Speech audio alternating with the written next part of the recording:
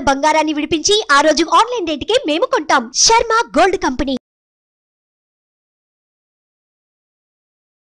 నమస్తే, welcome to Suman TV. నేను మీ అమ్మి. ప్రస్తుతం మనతో ఉన్నారు ప్రముఖ ఆధ్యాత్మికవేత్త, ప్రముఖ జ్యోతిష వాస్తు పండితులు డాక్టర్ గుండపూడి శివ సుధీర్ శర్మ గారు ఉన్నారు. గురుగారితో మనం మాట్లాడదాం.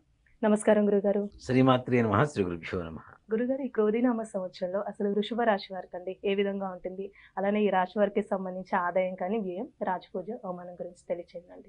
ఈ సంవత్సరంలో మంచి ఉన్నతమైనటువంటి లాభాలు పొందేటువంటి అఖండమైనటువంటి రాజయోగం కలిగేటువంటి రాసుల్లో వృషభ రాశి ఒకటి. వారికి ఆదాయం 2, ఖర్చు 8, రాజ్యభుజ్యం 7, అవమానం 3 వీరికి. కానీ వీరికి ఉండేటువంటి లాభం ఏమిటి అంటే మే 2వ తారీఖు తర్వాత వారి జన్మస్థానంలోకి గురుగ్రహ ప్రవేశం జరుగుతుంది. గురుగ్రహ ప్రవేశం ద్వారా మనం అనుకునేటువంటి సకల సంకల్ప సిద్ధి అనేది జరుగుతుంది తప్పనిసరిగా.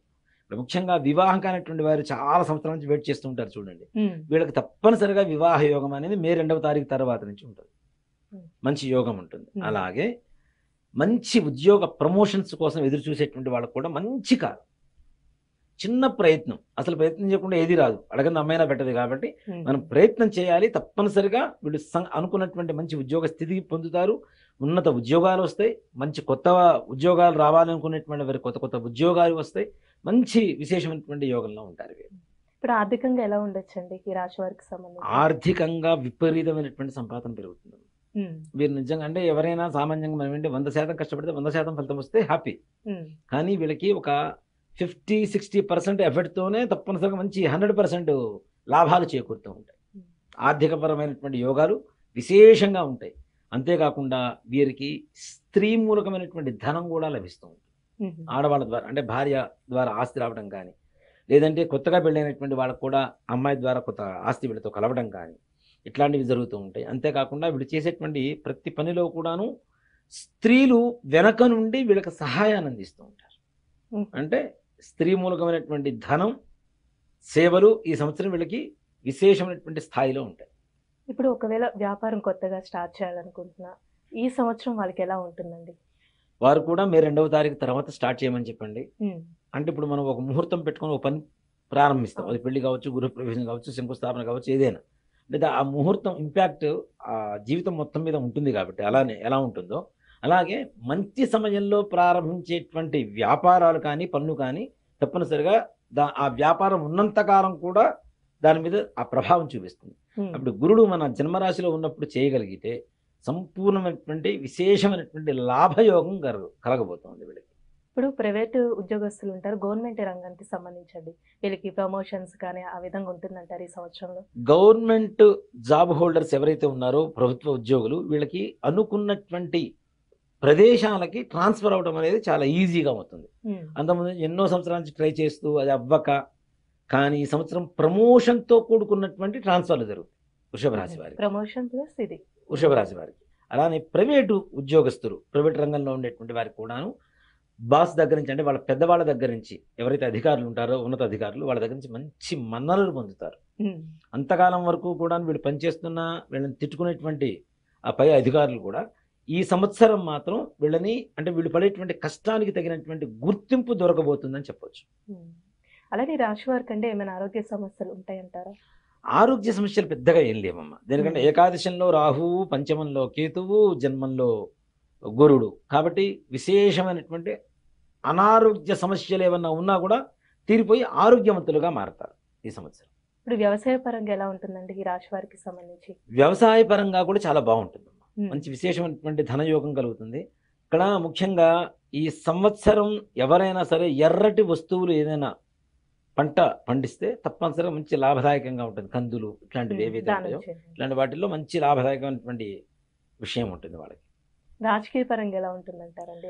రాజకీయ పరంగా కూడాను అంటే వాళ్ళు ఊహించారు, మనం పోటీ చేస్తాం, గెలిస్తే గెలుస్తాం లేకపోతే లేదు అనుకునేటువంటి పరిస్థితుల్లో కూడాను ఈ రాశిలో ఉండేటువంటి వాళ్ళు పోటీ చేయడం ద్వారా అవతల వాళ్ళకి తప్పనిసరిగా పెద్ద గడ్డు పరిస్థితి అనే చెప్పాలి. వీళ్ళు గెలవడం అనేది కూడా తథ్యమనే చెప్పాలి. భార్యాభర్తల మధ్య కానీ సంతానం పరంగా ఎలా ఉంటుందంటారండి? సంతానం కలిగినటువంటి వారికి సంతానం కలుగుతుంది తప్పనిసరిగా. సంతానం కూడా సంపూర్ణమైనటువంటి ఆరోగ్యవంతంగా ఉంటుంది. పిల్లలకి కూడాను ఎవరికైతే ఆరోగ్యం బాగుంటుందో వాళ్ళకు కూడా అవన్నీ సమసిపోయి మంచి ఆరోగ్యవంతులుగా బాగుంటారు. పిల్లలు ఉంటారు.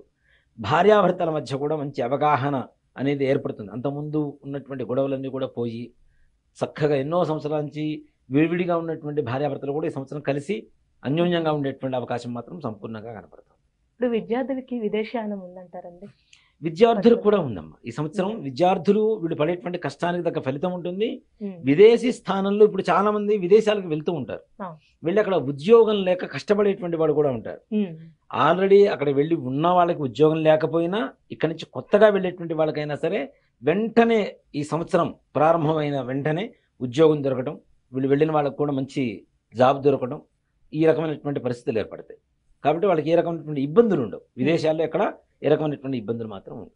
అంటే ఈ రాశి వారికి ఇంకా మెరుగైన ఫలితం రావాలంటే ఎలాంటి పరిహారం చేయాలండి?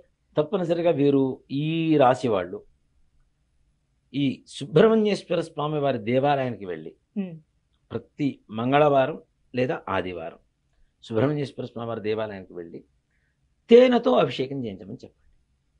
ఎక్కువగా అంటే ఇప్పుడు పాలు, పెరుగు, నెయ్యి, పంచదార ఇవన్నీ వాడతాం, దీంతో పాటు తేనె వాడతాం కదా. తేనె ఇంకాస్త ఎక్కువ పాలలో అభిషేకం చేయడం ద్వారా వీళ్ళకు ఉండేటువంటి సమస్యలు ఏవైతే ఉంటాయో అవన్నీ కూడా తొలగిపోతాయి. చిన్న చిన్న సమస్యలు లేకుండా ఎవరు ఉండరు. అలాంటి సమస్యలు కూడా తొలగిపోవాలి అంటే సుబ్రహ్మణ్యేశ్వర స్వామి వారిని గట్టిగా ప్రార్థిస్తూ ఉండాలి, అని గట్టిగా పట్టుకొని ఉండాలి. తప్పనిసరిగా అనుకున్నటువంటి పనులన్నీ కూడా సజావుగా సాగు. అంటే మంగళవారం, ఆదివారం, మంగళవారం కానీ ఆదివారం కానీ. ఈ ప్రతి రాశికి ఒక్కొక్క సమస్యలు. ఈ దేవతలతో పాటు అందరూ కూడా విశ్వరూపంలో ఉన్నారని చెప్పి మనం నమ్ముతూ ఉంటాం. అవునా? కృష్ణ పరమాత్మ విశ్వరూప సందర్శన సౌభాగ్యాన్ని ఇచ్చాడు అర్జునుడికి. అవునా? ఆ విశ్వరూపంలో ఏంటి, అందరూ దేవతలు దాంట్లోనే ఉన్నారని చెప్పి నమ్ముతూ ఉంటాం. కాబట్టి ఈ విష్ణుమూర్తి యొక్క అనుగ్రహం కలిగితే సకల కార్యాలు దిగ్విజయంగా పూర్తవుతాయి. కాబట్టి ఇప్పుడు మనం ఏప్రిల్ 9వ తారీఖు ఉగాది రోజు నుంచి మన హనుమత్ ప్రత్యంగర వారాహ యజ్ఞస్థలి ఎందు ఏదైతే మనం మహాలక్ష్మి సమేత మహాసుదర్శన హోమం చేస్తున్నామో ఉగాది నుంచి 41 రోజు పాటు జరుగుతుంది.